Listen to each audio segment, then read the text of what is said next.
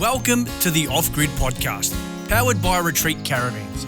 Join us as we dive into the incredible stories of caravanners who've embraced the open road and the off-grid lifestyle.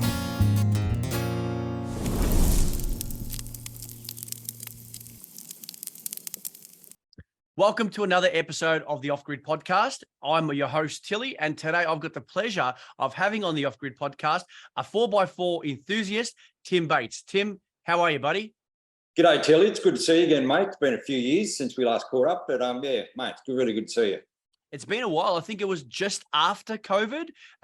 We came up to Dargo and did a trip through the high country. Yeah, be a few years ago now, but yeah, that was a great trip down through Dago there with a few vans and a few people. Through was good. Yeah, and I've still got the merchandise to prove it, mate. I have seen the Dargo shirt. That's cracking. You're still wearing the Dargo shirt, mate. Good on you. You can only get this from one place. Is that right, Tim? The only place you can buy that, mate, from Dargo itself, or the general store, or the pub. There are two places where you can get that, but Dargo is the only place you can get it, mate. Yeah. And let's just say out there, they have the best sausage rolls. I do remember those sausage rolls. Oh, their pies are pretty good too, mate. I'm pretty partial to a good pie, and the pies in general store are pretty all right. Yeah, fair enough. Well, mate, like I said, it's been a while since we've been up to the high country, and we'll probably get into that a little bit later on. But what have you been doing since then? You know, I know you've got your traveling companion in your patrol, but what have you been doing? Obviously, you're keeping yourself busy, I see, on Instagram and YouTube. But tell us a little bit about where you've been in the last couple of years and what you've been doing. Well, certainly the last few years with COVID made it really difficult to get out and do anywhere, but now we're out of that, which is great. So yeah, I'm back into full-on travel again, and I've just recently got back from went outback Australia. We went out through Broken Hill. Only went up there about 3 or 4 weeks ago, and yeah, fantastic trip. My sort of first time really in that sort of outback area, and absolutely loved it. Very relaxing trip. Started on one of the working cattle stations up there, just out of Broken Hill, and yeah, really loved the trip. Nice. And so you were there for 3 or 4 weeks, were you?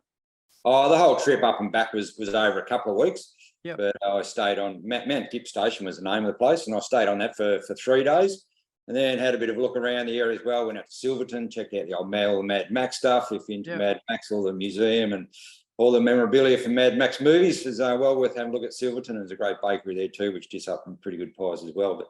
But yeah, so just really up and back, and yeah, fantastic. So now I'm planning a trip now to Flinders Ranges. I want to go up there in the next month before it starts getting too hot, and yeah, starting to have a look around up there as well.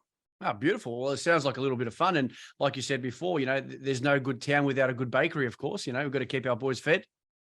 Yeah, mate. It's every good country town's got a good country bakery, and yeah, the pies are well worth stopping in. I've actually knocked up a few myself, homemadeys as well at the moment. But yeah, so I go right too. But yeah, can't beat a good country bakery, mate. Nice, mate. And now I can see the photo in the background, Tim. Is that the Vic High Country?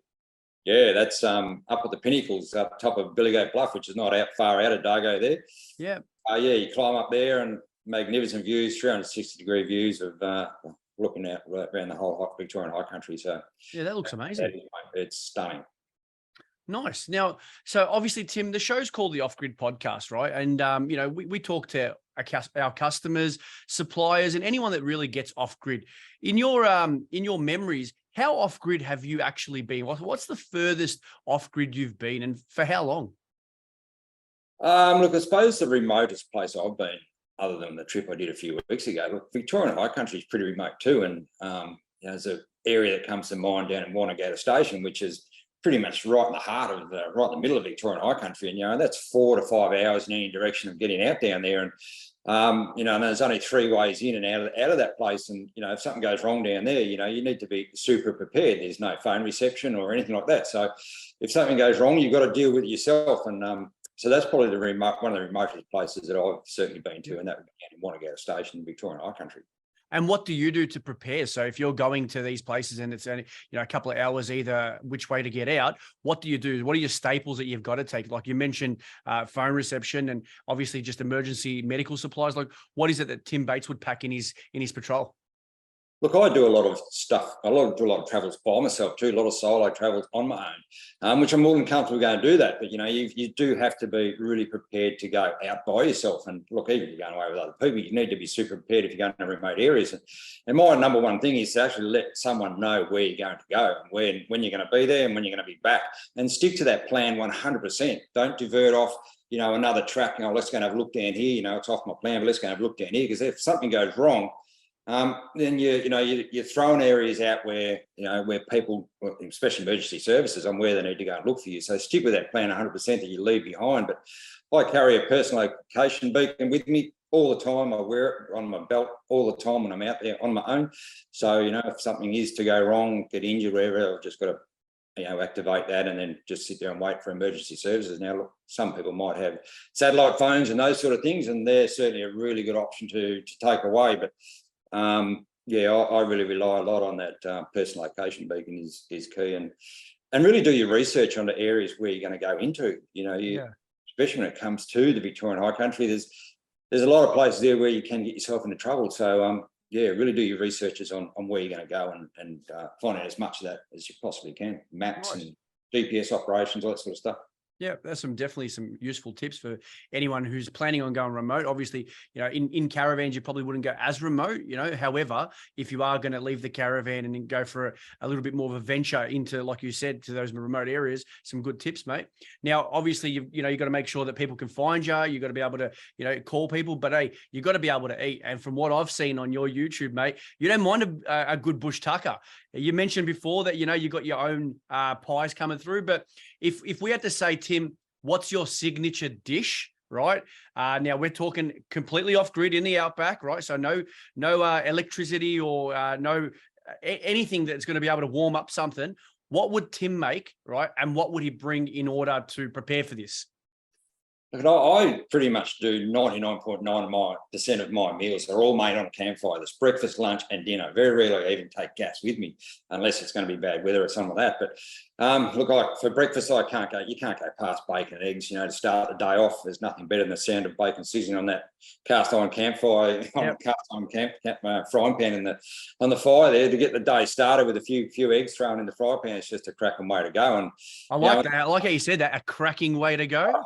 Cracking way to go, no pun intended. But and then lunch times, I like to get out the old jaffle iron, make some toasted sandwiches, and they can be anywhere from a bit of cheese and spaghetti and those sort of things in there. It's just unlimited what you can make. Jaffle iron thrown straight in the fire. And I've never seen a jaffle iron. Like, obviously, I've used the jaffle machine a fair few times, but an actual iron. So I'd imagine that you'd put it together and then you'd flip it over. Yep, same process as what you probably make at home with your 1-inch power when you plug into power here. But it just opens up. You put a slice of bread in each side, put all your ingredients, whatever you want to throw in. Imagination is just whatever you want to make, and close it back up and put it in the fire and cook one side, cook the other side, and job's done. But I tell you what, the ones you make in the campfire will taste so much better than what you ever make from the ones at home. All right, and now, are you a bit of a sweet tooth? Can you do desserts on the road? Oh, I'm not really much of a sweet tooth. Even at home, I'm not really much of a sweet tooth. But I don't really get into the dessert side of it, which, there's plenty of options here of, apple pies and that sort of stuff you could probably make in the camp oven. But I don't really get into sweets. Yeah, see, I'm kind of the other way around. I go breakfast, lunch, skip dinner, double dessert. And my clothes are giving me evidence of why that is. But hey, that's a story for another day. Yeah. Now, that's some good insight into obviously some homemade cooking. And, if anyone is remote and they haven't got a jaffle iron, of course, probably a good one to get. I'd definitely smash a few jaffles on the road. Tim, I had the pleasure of showing you the first all-electric caravan ever made in Australia.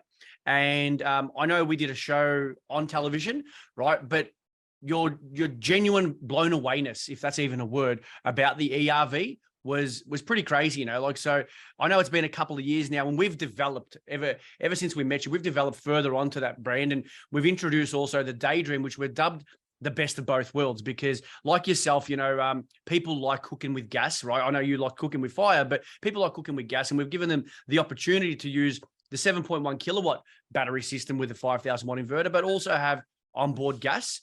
We just wanted to ask, obviously, with all of our viewers watching, how did you really see the ERV concept and living in it, or not living in it, but being around it for a couple of days? What were your initial thoughts? And, have you been following our journeys with the ERV from when we met in Dargo? Yeah, but just to see a caravan that's fully electric was, yeah, something very, very different to what you normally expect. You walk around the front there, and where's the gas bottles? There's no gas bottles. So just that alone was an interesting concept. And as you dig deeper into it, to see the appliances that this caravan was running purely on batteries was pretty amazing concept. Yeah. Yeah. Yeah, the guys put a lot of research in it, and I know in the background we're working on some extra R&D things to go to that next level, because we had our couple of year window where we were the first and only all electric platform. Now there's other brands with all electric in there, which is good because it gives all Australians, whether they want to buy a Retreat or other brands, an opportunity to have an all electric caravan. But we are trying to stay ahead of the game, and soon enough we'll be introducing some more new whiz bang concepts. But it was good to get your take on it, because, you've done a fair bit of it yourself. Yeah, and look, it's an interesting concept certainly going forward. I mean, what people are certainly looking for now, and the appliances that people do take away, like even just camping rigs, they're big inverters and they're taking their coffee machines and this sort of thing. Well, you can't operate these things on gas operation. So electric and solar and that sort of thing is certainly a big way going forward. That's for sure. Yeah, 100%. Now, mate, if you were towing a caravan around Australia, right? I don't know, you generally go with a patrol by itself, but if you were going to tow a caravan, where would you want to get to? Where would be your ideal destination? Look, I certainly want to start seeing a lot more of Central Australia, and going right up further up is where I'd certainly like to start getting. So, to take some sort of a caravan option with along a trip like that would be pretty amazing. I think it'd be a good way to go. Yeah. Okay. Cool. So go down through the guts and then go to the Queensland, turn right, or turn left and go WA to make your way back down. It'd be nice to break it in half. It'd be nice to go up the middle and especially do the WA side. I think would be a really nice part of Australia that I'd like to probably see more so than probably the other side. But yeah, from Broome down to Perth, that coastline down through there is just something else. And Yeah. that's certainly an area I'd like to get up and have a look at. Yeah, look amazing. Those sort of things, yeah.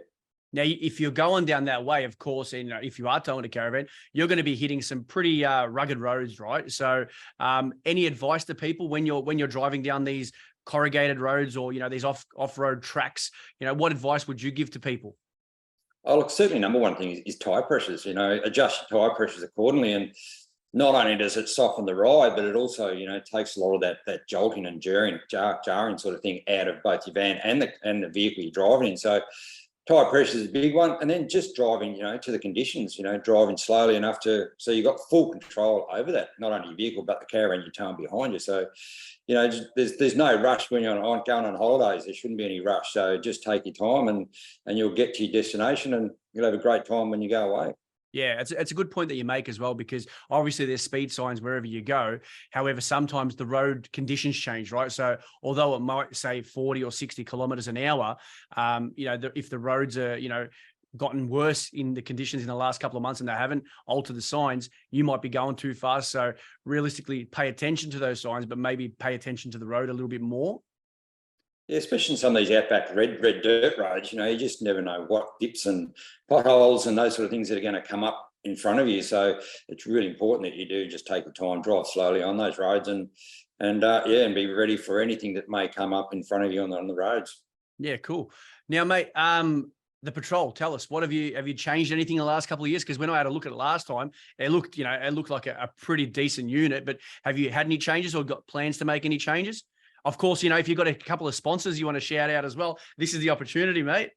Look, the only probably change I've made since I probably last saw you is I've removed a lot of weight out of it. So I pulled back seats out and all this sort of stuff, plus gives me a lot more room with all the gear that I take away. But the Mitre Patrol's just ticked over 400,000 kilometres in the last probably about 3 weeks ago. So, it's still going strong. It's a great vehicle, and there's probably no need at this stage to be looking at any sort of an upgrade. It's a fantastic full drive and well set up to what I want and where I go with it. So, and the tyres I use, are not tyres again when I'm talking about tyre pressure, which, I've been using the Goodyear Wranglers for 8-9 years now, and I'm still using them. And so really happy with those and as a tyre option. And so, yeah, I'm really happy with the Patrol. It's just a fantastic rig, even though it cops a lot of flack for the motor that's under the bonnet with the old ZD30. But hey, here's one that's still going strong. It does its job, mate. And, in case anyone didn't catch it, it was the Goodyear tyres, wasn't it? Yeah, no, the Goodyear wranglers, mate, they are great. There's actually a brand new tread pattern, which I've got a brand new set on the patrol sitting there right now, which I haven't even really tried out yet. They only went on about a week or two ago. Beautiful. So Well, really, Nissan, if you're listening, Nissan, Tim could potentially in the next year or so be needing an upgrade. So, help a brother out and, get in touch with him. He does some good stuff. And Tim, if anyone wants to see any of the stuff that you do, if they've never come across your YouTube channel or your Instagram page, where can they go to find out a little bit more about what Tim Bates does on the four-wheel drive adventures?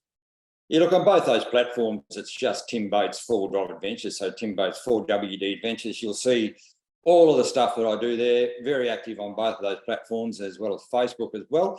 But yeah, all my videos are there, bush cooking videos, tips, and I provide a lot of tips and hints, and there's a lot of my travel stuff. There's a lot of tips and driving tips and that sort of stuff too. And I show the places where I go, and yeah, check out the bush cooking. There's heaps of stuff there with the bush cooking. Just no dessert, right?